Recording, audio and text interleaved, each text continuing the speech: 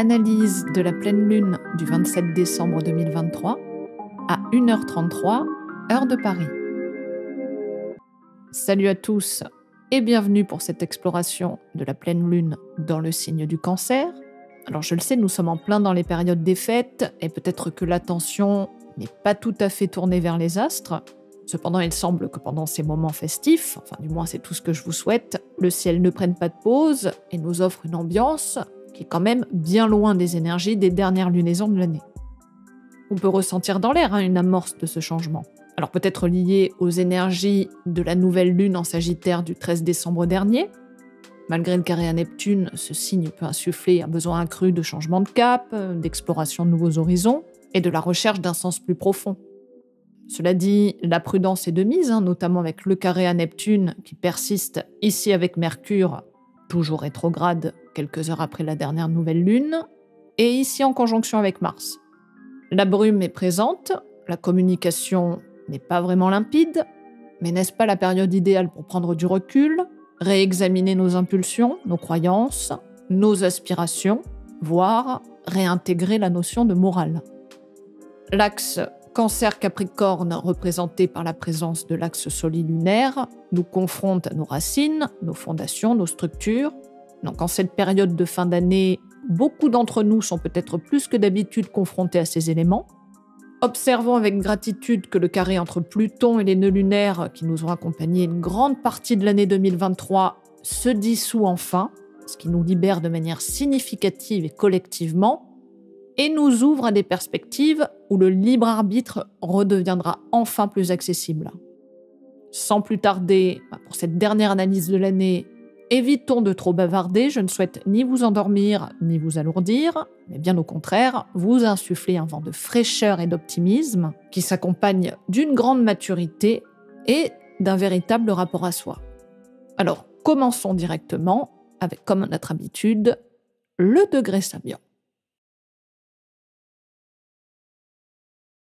La pleine lune se trouve sur le 4e degré 58 du Cancer.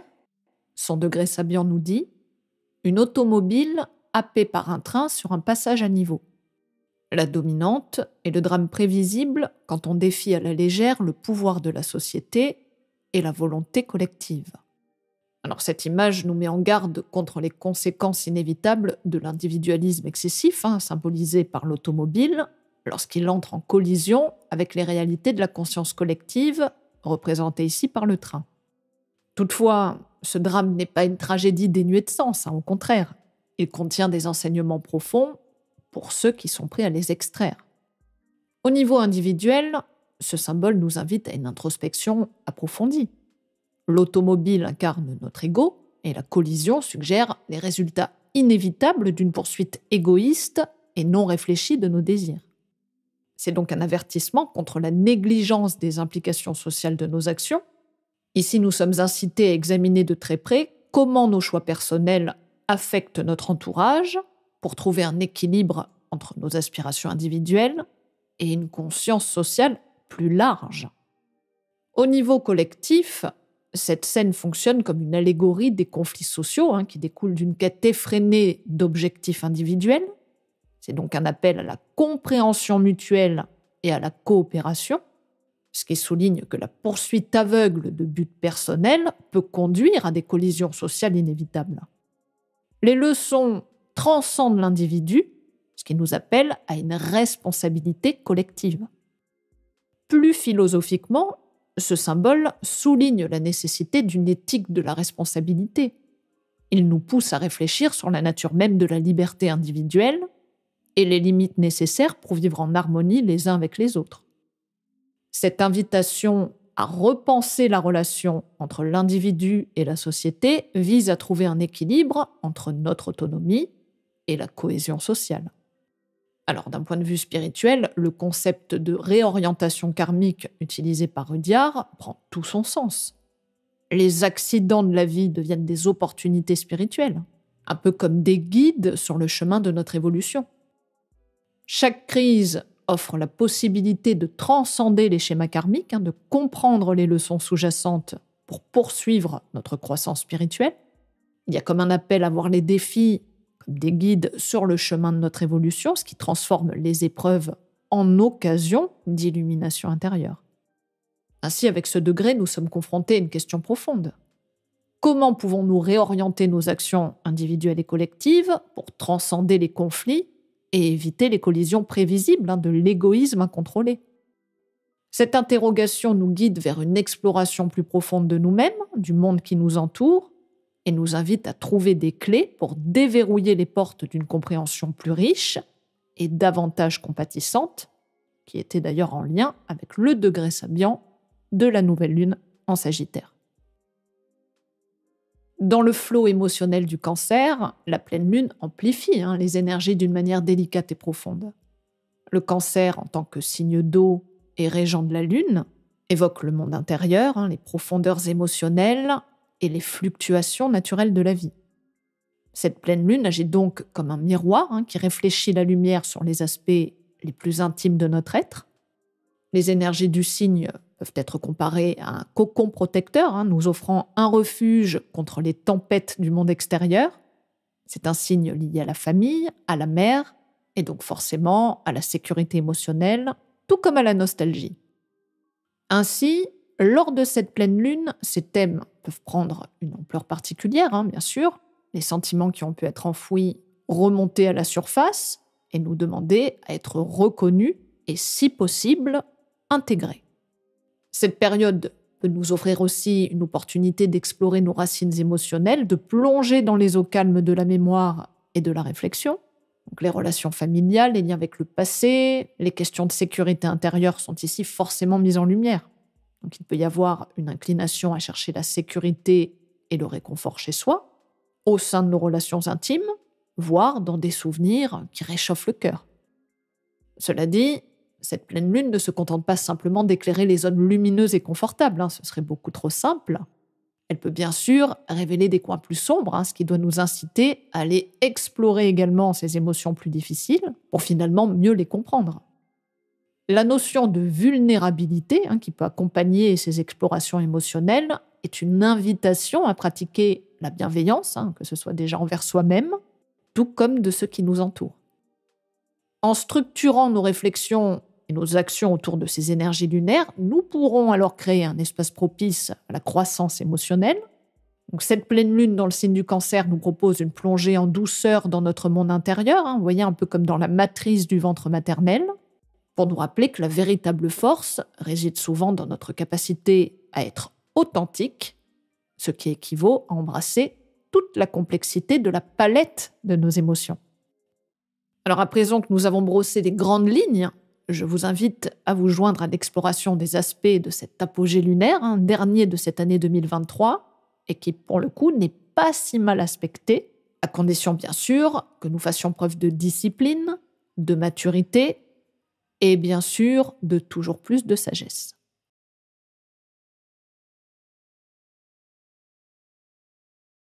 Alors commençons notre exploration en examinant, comme lors de chaque pleine lune, l'opposition solilunaire dans l'axe Cancer-Capricorne.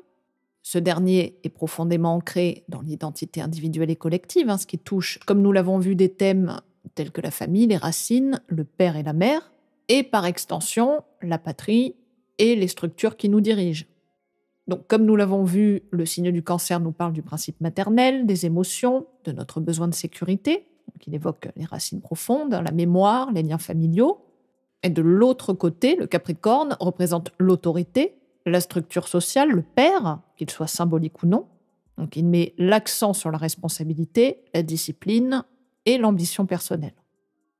Cette opposition solilunaire crée ainsi un équilibre délicat entre ces polarités. Le Cancer nous encourage à nous connecter avec nos émotions, à rechercher la sécurité, à honorer nos racines. En revanche, le Capricorne nous pousse à assumer nos responsabilités, à établir des structures solides et à travailler vers nos ambitions. La confrontation entre le féminin Cancer et le masculin Capricorne, entre l'émotionnel et le rationnel, peut générer des tensions. Cela dit, dans ces tensions peut résider le potentiel d'un équilibre harmonieux. C'est ce que nous propose toute opposition. Il s'agit alors de trouver comment intégrer ces énergies apparemment opposées et pourtant complémentaires dans notre vie quotidienne.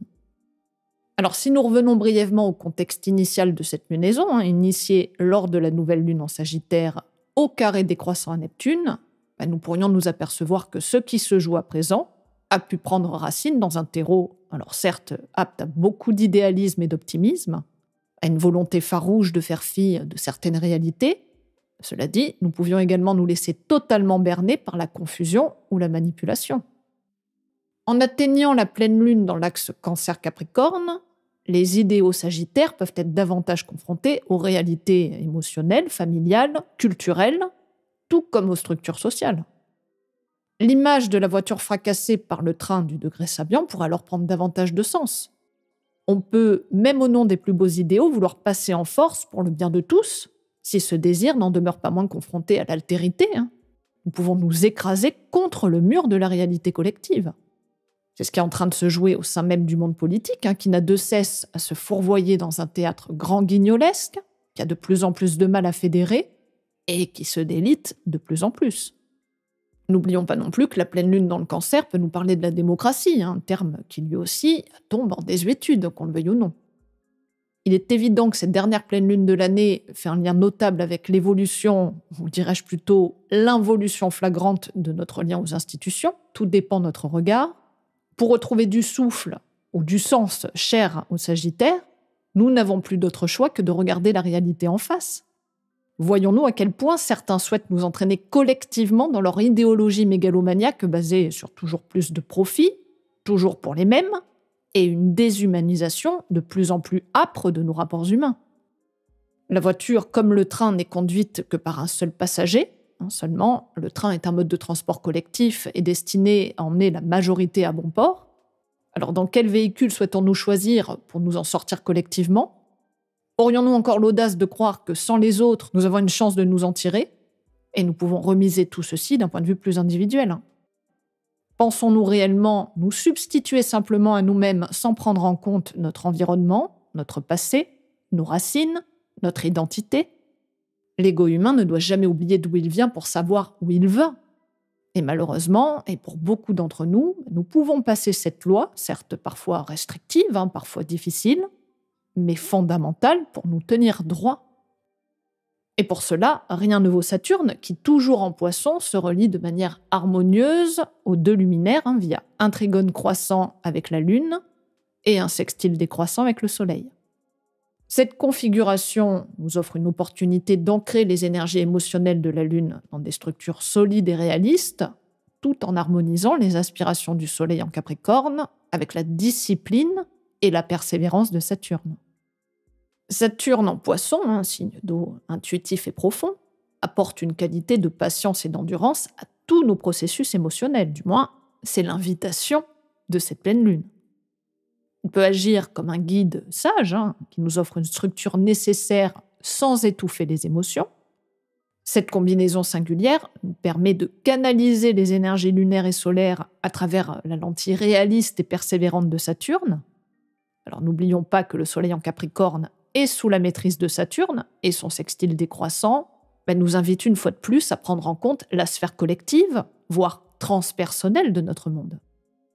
Cette pleine lune ne se limite donc pas à notre cocon personnel, à notre petit territoire.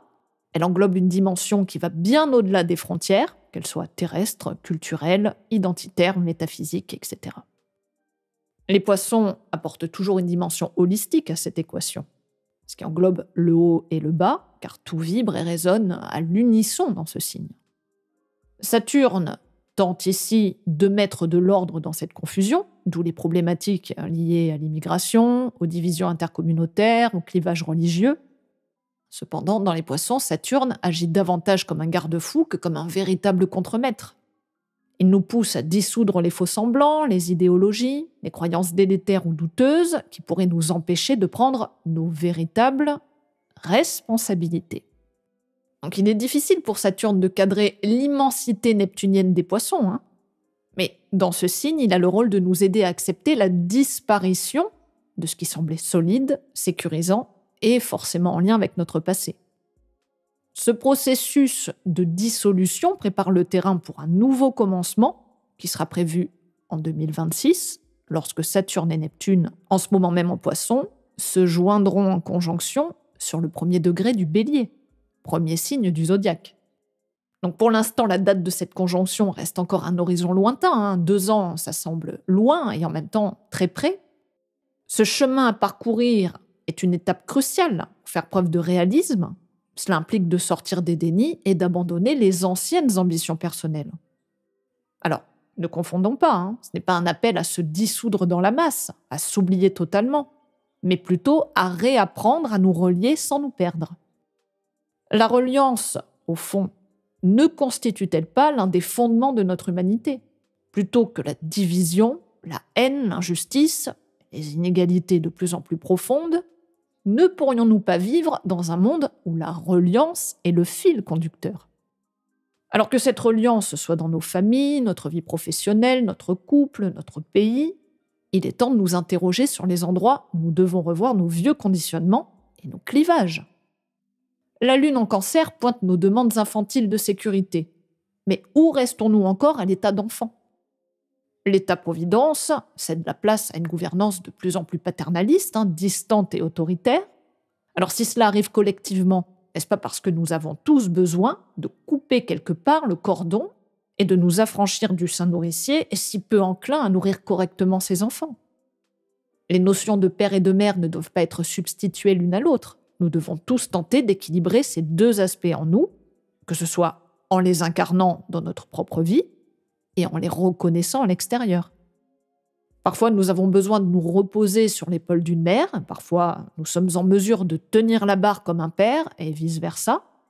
C'est là toute l'invitation de cette pleine lune. Avec ses aspects harmonieux, une opportunité se présente de voir plus clair, voire de commencer à nous détacher de ces vieux schémas. Et cela commence forcément par reconnaître nos véritables besoins et nos véritables forces. Ce n'est pas simplement pour les faire disparaître, mais pour les réinventer, les transformer, les réadapter et les incarner pleinement comme de véritables acteurs et non plus comme de simples spectateurs. C'est ainsi que nous pourrons éviter de prendre des risques inconsidérés, être au volant de notre propre vie plutôt que de regarder passivement notre véhicule s'écraser contre un train à vive allure requiert une prise de responsabilité et surtout une grande maturité. Donc soyons au volant, ne laissons pas la place à un autre, ou alors n'ayons pas la prétention de nous plaindre, surtout si ce dernier nous emmène droit vers notre perte. Dans cette phase, le mouvement rétrograde de Mercure dans le Capricorne, débuté peu après la nouvelle lune du 13 décembre, le conduit au moment de cette pleine lune dans le Sagittaire, à proximité de Mars, avec qui il formera une conjonction quelques heures plus tard. Donc ce point est d'autant plus intéressant que cette conjonction se trouve au carré décroissant de Neptune, partageant ainsi la même place que la conjonction soleil-lunaire au moment de la nouvelle lune. Donc cette configuration revêt une signification profonde et non négligeable à l'interprétation. Cette conjonction entre Mercure et Mars symbolise l'union entre la pensée stratégique et l'énergie directe et volontaire. Cependant, l'ajout du carré décroissant à Neptune ajoute une couche d'intrigue à cette combinaison. Neptune en Poisson, déjà en carré avec la nouvelle lune, accentue les nuances nébuleuses et idéalistes qui peuvent entourer nos actions. Donc ce schéma suggère que nos pensées, nos impulsions, et même nos communications peuvent être teintées d'illusions. Il existe une propension à agir en fonction d'idées préconçues ou à être influencé par des idéaux difficiles à concrétiser. Il est donc impératif d'être conscient de cette dynamique pour éviter les malentendus, les actions impulsives basées sur des perceptions erronées. Cette situation souligne aussi l'importance d'une clarification mentale. Les concepts flous peuvent être dissipés en faisant preuve de clarté, de transparence dans les communications. C'est également un moment propice pour rester vigilant face aux influences extérieures qui pourraient déformer la réalité. De plus, avec Mercure étant rétrograde, cette conjonction, malgré l'ajout de Mars, ne favorise pas une impulsion à agir à l'extérieur. Il encourage plutôt à revoir, à remettre en question, à réparer ce qui a pu être mis en place en début de cycle, voire plus tôt. Ainsi, cet aspect pourrait potentiellement favoriser des incidents, particulièrement si les actions sont entreprises sans la précaution nécessaire. En Sagittaire, où la vision globale peut prévaloir, il y a un risque de faire trop, voire de faire mal, en négligeant les détails cruciaux. Collectivement, cet aspect, sous l'influence de Jupiter toujours rétrograde en Taureau, peut être lié à des actions impulsives ou excessives, soulignant la nécessité d'exercer une prudence accrue. Il y a en Taureau un rapport évident avec la matérialité, mais plus fondamentalement avec nos valeurs. Et ici en Sagittaire, ces dernières peuvent être en rapport avec la gouvernance, les lois, les institutions et l'aspect social, voire moral de notre société. Alors là encore, je ne vais pas développer plus que de raisons. Je pense que si vous suivez l'actualité, tout ceci résonne fortement avec les événements actuels, qu'ils soient au sein même de notre pays comme à l'étranger, où le Sagittaire en est le dépositaire. Ces aspects pourraient nous parler de cette difficulté à trouver du sens dans un monde de plus en plus ouvert, globalisé, relié, notamment par la sphère financière, économique, où les fameuses valeurs que beaucoup de nos dirigeants utilisent comme fer de lance et sans demander l'accord à leur population, pour, à bord de leur véhicule, oser se lancer au-devant des plus grands dangers avec une totale décomplexion. Voici un exemple parmi tant d'autres. Veuillez me pardonner si pour cette analyse, je développe davantage la sphère collective, mais nous arrivons à la fin d'une année plutôt difficile, et j'ose espérer que 2024 soit le début d'un véritable réveil collectif, où l'on puisse exagérément souhaiter la sortie de cette hypnose collective et d'une reprise en main générale de notre capacité à dire non, Saturne, et à nous affirmer en tant que collectif d'adultes, et non de vilains garnements trop occupés à se taper dessus et s'accuser, alors qu'au final nous sommes tous soumis aux mêmes personnes qui, de toute leur hauteur pyramidale, s'amusent à diviser pour mieux régner. D'ailleurs, Jupiter est lui aussi en aspect harmonieux, avec l'axe solilunaire Cancer-Capricorne, ce qui peut renforcer une certaine compréhension des défis de cette fin d'année, ou du moins des bilans que nous devons en tirer. Alors bien sûr, je pourrais là encore extrapoler en vous disant positivement que cet aspect peut nous aider à donner du sens à la période, voire d'une certaine manière à la prendre en charge, l'utiliser à profit, alors j'espère à bon profit. Cela dit, Jupiter est toujours rétro jusqu'au 31 décembre, ce qui symboliquement est un petit clin d'œil cosmique qui nous invite du moins jusqu'à la fin de cette année 2023 à ne pas aller trop vite, puisqu'ici tout demande encore à être repensé, redéfini, et je dirais même recontextualisé. Alors c'est Vénus, le maître de Jupiter, toujours en Scorpion, qui viendra ici clore cette analyse. Cette dernière se trouve toujours plus ou moins face à Uranus, lui aussi toujours rétrograde en Taureau. Et chose intéressante, lors de la nouvelle lune, cette dernière faisait face à Jupiter, et cette fois-ci, c'est avec la planète du renouveau, de la libération des conventions et des vieilles structures qu'elle fait face. Alors, lors de la nouvelle lune, Vénus face à Jupiter soulignait des thèmes d'expansion, d'optimisme, mais peut-être de trop grande indulgence. À présent, cette opposition avec Uranus suggère un revirement, voire un défi à la stabilité apparente. Vénus en Scorpion peut chercher des connexions profondes et significatives, mais face à Uranus, cela remet en question ses liens, ce qui peut introduire une dose de changement, d'imprévu, voire de rébellion. Les relations, qu'elles soient amoureuses, financières, sociales, peuvent être soumises à des secousses. Cette configuration souligne aussi la nécessité de l'adaptabilité dans les relations et les valeurs. Donc il peut y avoir cette tension entre le désir de sécurité émotionnelle, plus incarné par la pleine lune en Cancer, et le besoin de liberté et d'indépendance. C'est comme si le domaine de Vénus, qui gouverne l'amour, l'argent, l'harmonie, était confronté à des forces d'évolution et de rupture, ce qui vient forcément renforcer tout ce qui a été dit auparavant. De plus, le trigone décroissant qu'elle forme avec Neptune peut nous envoyer un message positif. À dire vrai, seule Vénus en Scorpion sait durant cette pleine lune dialoguer, dirons-nous, harmonieusement avec la planète. Ce qui peut lui permettre de s'extraire de cette confusion extérieure pour toucher plus intimement une part de transcendance et donc de cette fameuse reliance dont on parlait tout à l'heure. Le message ne serait-il pas là Savoir transformer en profondeur notre capacité d'amour, qui en Scorpion va bien au-delà du contrôle, de la manipulation ou de l'abus de pouvoir. N'y aurait-il pas autre chose que de savoir s'abandonner, sachant que de toute manière, nous ne pourrons pas survivre si nous n'acceptons pas de suivre l'évolution naturelle de notre humanité, qu'on le veuille ou non. Alors l'ensemble de ces configurations célestes, que ce soit du face-à-face entre Vénus et Uranus aux autres aspects discutés précédemment, Ils s'inscrivent tous dans une cohérence qui nous invite à la patience et à la préparation. Un peu comme à la veille de Noël, il est suggéré d'apprécier le moment présent, de se préparer activement à accueillir et à participer au renouveau en cours. La conjonction prochaine de Jupiter et Uranus en avril 2024 promet d'être un événement céleste majeur, nous offrant potentiellement un réveil significatif, du moins c'est vraiment tout le mal que je nous souhaite. Il est donc crucial de se préparer à ces changements, de rester ouvert à l'inattendu et de cultiver une approche équilibrée entre l'individuel et le collectif.